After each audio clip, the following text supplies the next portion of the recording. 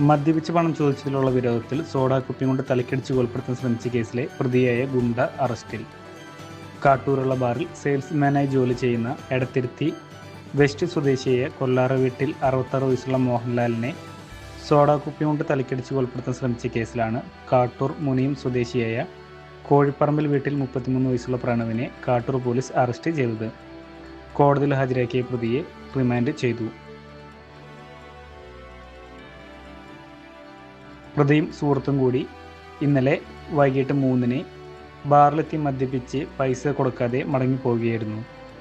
വീണ്ടും അരമണിക്കൂറിന് ശേഷം മദ്യം ചോദിച്ചെത്തിയ പ്രതിക്ക് പണം തരാതെ മദ്യം തരില്ലെന്ന് പറഞ്ഞതിലുള്ള വിരോധത്തിലാണ് ആക്രമണം നടത്തിയത്.